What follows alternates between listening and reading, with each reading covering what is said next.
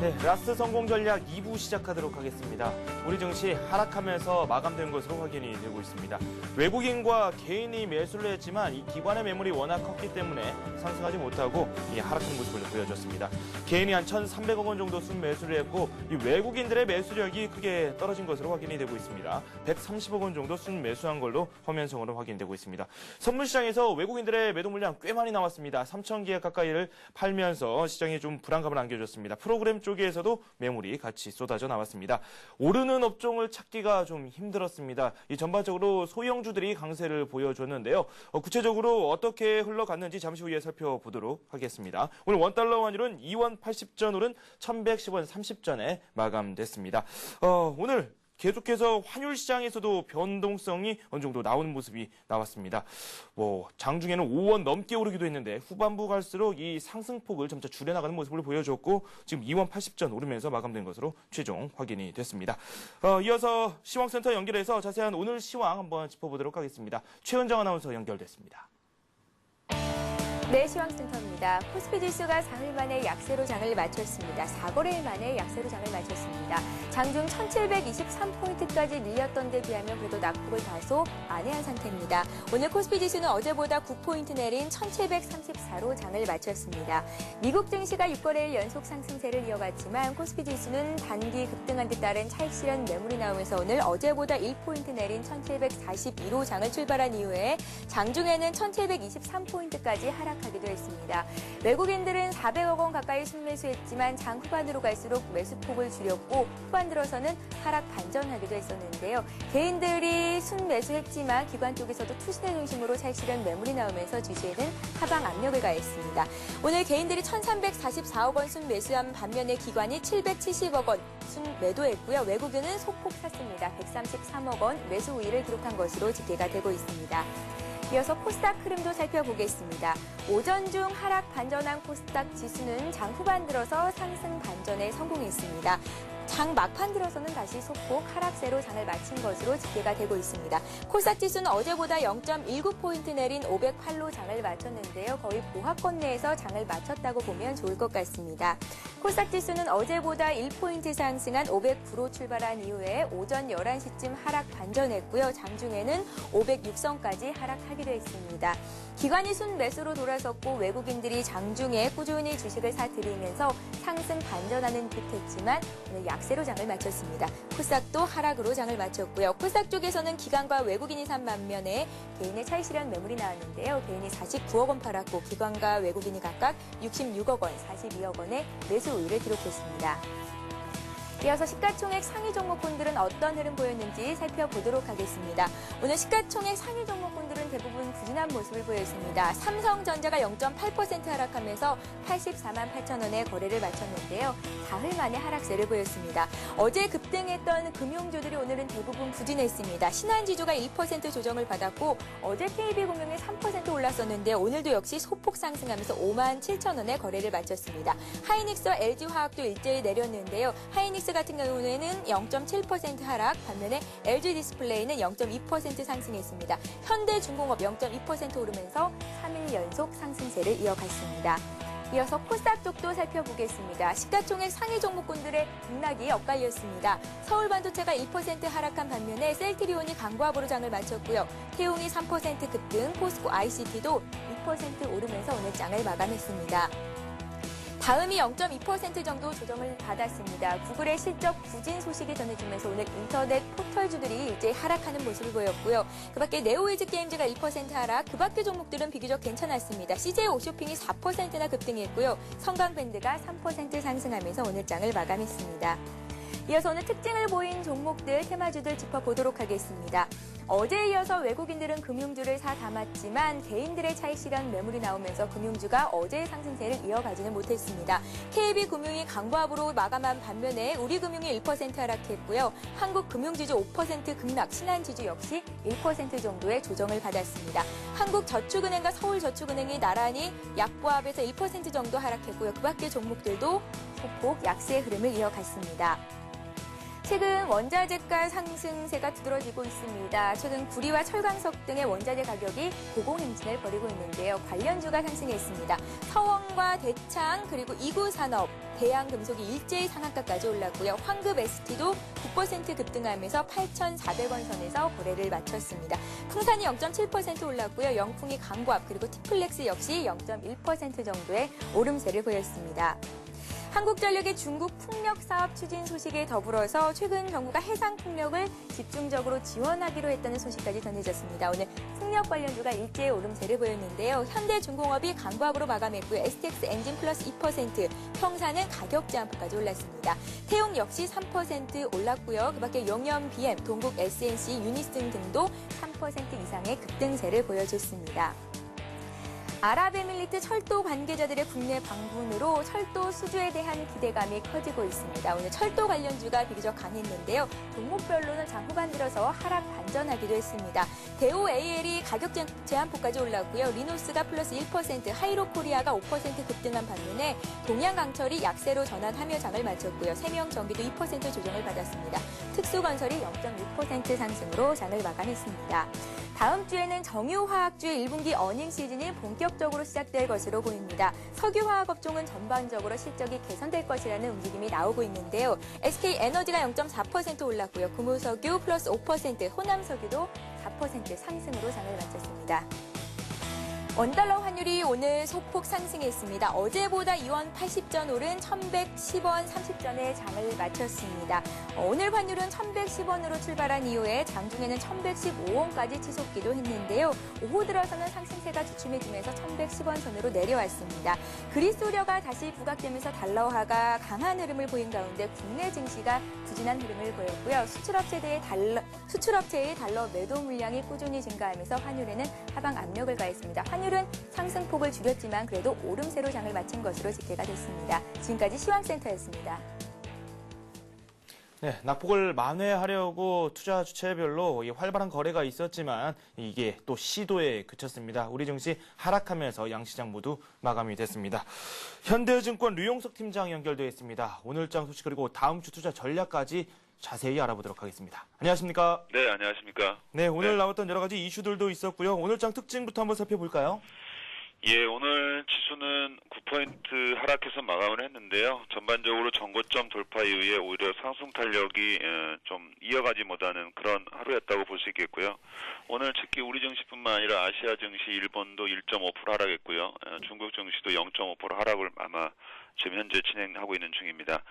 오늘 비교적 호재보다는 좀 부담스러운 요인들이 주가에 좀 많이 나타났습니다. 첫 번째가 나스닥 선물이 오늘 현재 시각 한 9포인트 하락하고 있는데요. 이거는 시간의 거래에서 구글과 AMD 등 기술주들이 이제 실적 발표 후에 차익 매물이 쏟아지면서 약세를 보이고 있고요. 이 부분은 오늘 삼성전자, 삼성전기 등 우리 IT 쪽으로 기관 매물을 유발하는 요인이 됐습니다. 두 번째는 그리스 지원을 둘러싸고 독일이 유로권에서 이탈할 가능성이 있다는 모건 스탠리의 분석이 영국 신문지상에 보도되면서 전반적으로 이런 유로권 문제가 가시지 않으면서 일본 등 아시아 증시가 동박 하락하는 요인이 됐다고도 볼 수 있겠고요. 또 하나는 외국인 매수가 이어지긴 했지만 매수 강도가 현저히 둔화됐습니다. 이 요인이 미국 증시가 하락할 것을 대비한 건지 아니면 독일의 그리스 지원 문제와 관련된 건지 아직 알 수는 없지만 일단 수급 측면에서 외국인 매수되는 반면에 기관의 판매로 추정되는 프로그램 매물은 증가를 했습니다. 전반적으로 신용등급이 상향 조정된 이후에 과거에도 순매수 기조가 좀 약화됐던 것과 좀 비슷한 흐름이라는 점에서 조금 수급적인 문제가 있었고요. 마지막으로는 천안함 침몰 관련 국방부 보도가 이제 외부 충격 가능성과 해서 혹시나 다음 주에 대북 관련 긴장감이 고조되지 않느냐는 것이 부분적으로 투자 심리에 영향을 줬는데요. 여기서 나스닥 선물의 하락과 외국인 매수 축소나 프로그램은 직접적인 영향을 준 반면에 그리스와 관련된 소식이라든가 국방부와 관련된 천안함 침몰 관련 소식은 다분히 심리적인 측면이 강하다고 보여집니다. 따라서 오늘 시장의 하락은 어쩌면 외부 충격에 의한 주가 지중의 하락보다는 조금 기술적인 조정 측면이 좀 강하다고 볼 수 있겠고요. 특히 사전에 그 신용등급이 상향된 것에 대한 지나친 그 기대의식들이 오늘 현실화되는 그런 모습도 보였고요. 그래서 아무래도 이런 것 종합해 보면은 경기 회복의 연속성과 재고 축적 과정이긴 하지만 선행지표의 둔화과 실적의 기 발표라는 측면이 약간 조정을 수반했던 그런 하루였다고 볼 수 있겠습니다.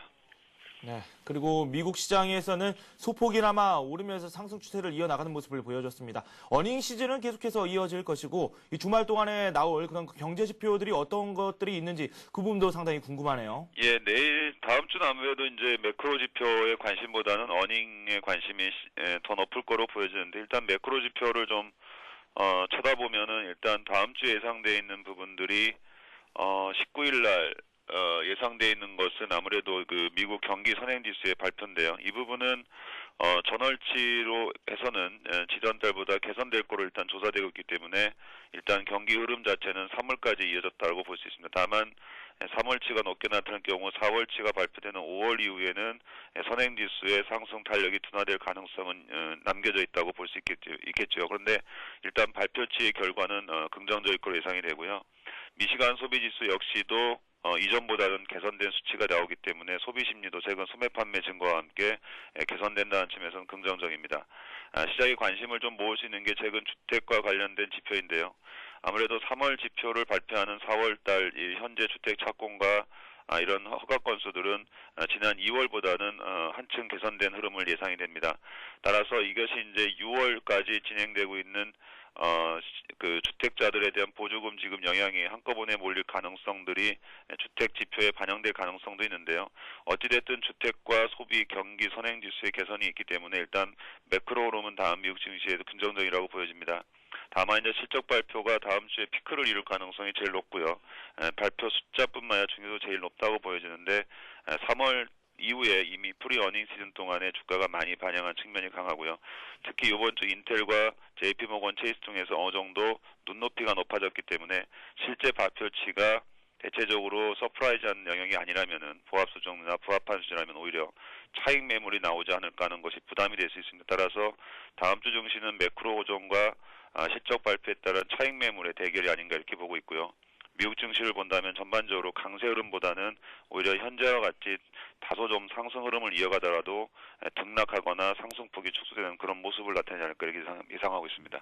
네, 해외 쪽도 그리 호락호락하지는 않은 것 같습니다. 국내 증시 역시 여러 가지 분위기를 살펴봤을 때 만만치 않은 것들이 좀 남아 있는데요. 뭐 그리스 문제라든지 중국 긴축 우려라든지 그리고 국내에서 이 천안함, 지정학적 리스크까지 많은 것들이 국내 시장을 좀 어렵게 하는 것 같습니다. 다음 주 투자 전략을 짜는 데 있어서도 참고를 좀 많이 해야 될 것 같은데요. 어떤 부분들을 한번 살펴보는 게 좋을까요? 다음 주는 뭐 다른 변수보다 역시 어닝 시즌이 가장 무게가 있다고 보여지고요.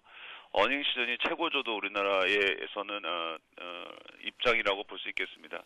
다만 앞서 말씀드린 대로 우리나라 역시도 3월 이후에 주가 상승 과정에서 이러한 그 실적 개선이 어느 정도 반영이 돼서 우리나라 증시는 특히 환매를 중심으로 해서 차익 매물이 다소 우세할 것으로 보여집니다.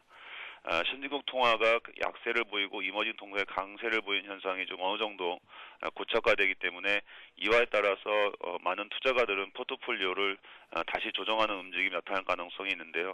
여기서는 수출주보다는 내수주의 상대적 우위를 점칠 수 있겠고요. 글로벌 경기 사이클을 보면 이제는 소비 국면에서 오히려 출하보다는 재고가 더 느는 재고 축적 국면으로 전환되고 있는데요. 이럴 경우에도 IT 자동차보다는 기계나 화학이나 철강 같은 산업재와 소재 섹터가 상대적으로 주가가 매력이 있는 국면이기 때문에 이런 부분도 어닝 시즌과 함께 결부돼서 포트폴리오의 조정의 기회가 될 것 같습니다. 지수는 아무래도 그 상승 탄력은 둔화되는 구간으로 볼 수 있기 때문에 다음 주 1750선 정도까지 갈 수 있더라도 이 구간에서는 주식 비중을 늘리기보다는 오히려 차익에 좀 주력하는 흐름이 되지 않을까 이렇게 예상을 하고 있습니다. 네, 이렇게 해서 현대증권 류용석 팀장과 함께 이 다음 주 투자 전략까지 자세히 살펴봤습니다. 감사합니다. 네, 감사합니다. 잠시 후 뉴스가 이어집니다.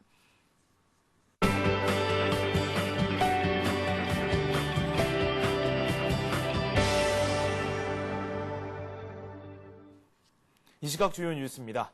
지난해 공기업 부채가 36조 원 가까이 늘어나면서 200조 원을 넘어섰습니다. 부채가 자산보다 더 빨리 증가하면서 부채 비율도 150%를 초과했습니다. 기획재정부에 따르면 지난해 23개 공기업의 총 자산은 352조 원, 총 부채는 213조 2천억 원을 기록했습니다. 부채 증가율은 20%대를 기록했지만 자산은 14% 늘어나는 데 그쳐 부채 증가 속도가 자산보다 훨씬 빨랐습니다. 공기업의 부채 비율도 153.6%로 1년 전보다 20%포인트 늘었습니다. 부채가 가장 많은 공기업은 토지주택공사로 작년 한 해에만 23조 5천억 원이 늘어나 총 부채는 109조 원에 달했습니다. 우리나라가 가장 많이 수입하는 중동산 두바이유 가격이 올 들어 또 최고치를 경신했습니다. 한국석유공사에 따르면 15일 거래된 두바이유 현물 가격은 전날보다 배럴당 93센트 오른 84달러 40센트를 기록했습니다. 국제유가가 연일 오르자 국내 기름값도 치솟고 있습니다. 서울 지역 주유소 휘발유 평균 가격은 19개월 만에 리터당 1,800원대로 올라섰습니다. 올 초만 해도 서울 지역의 리터당 휘발유 평균 가격은 1,712원 수준이었으나 지난달 3일 1,750원대에 오른 이후 계속 연중 최고치를 경신하고 있습니다. 기름값 상승은 당분간 이어질 전망입니다.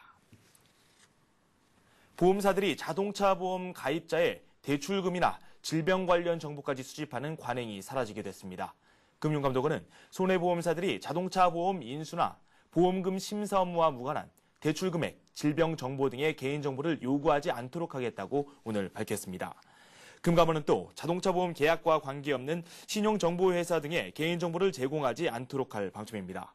아울러 정보 이용 동의가 선택사항이라는 점을 명확히 알리고 개인정보 동의 철회권과 구매 권유 중지 청구권 등을 반영해 계약자의 자기정보 통제권을 강화하기로 했습니다.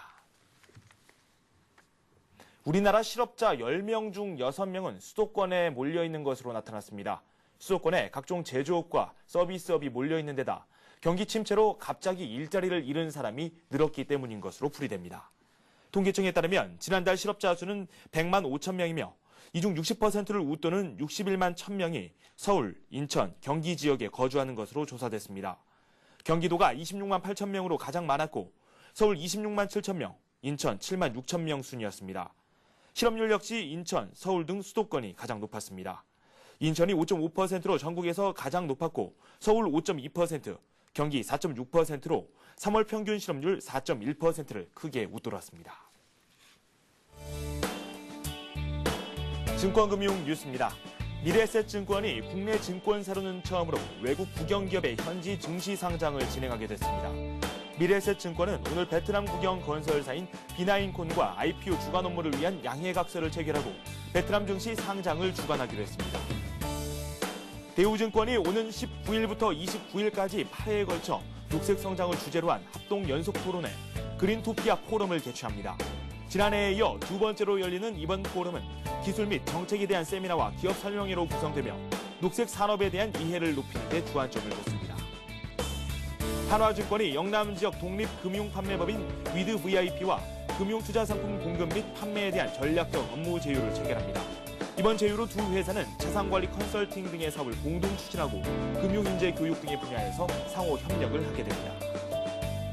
IBK 기업은행이 서울 을지로 본점에 IBK 창업지원센터를 설치하고 중소기업 창업 컨설팅을 지원합니다.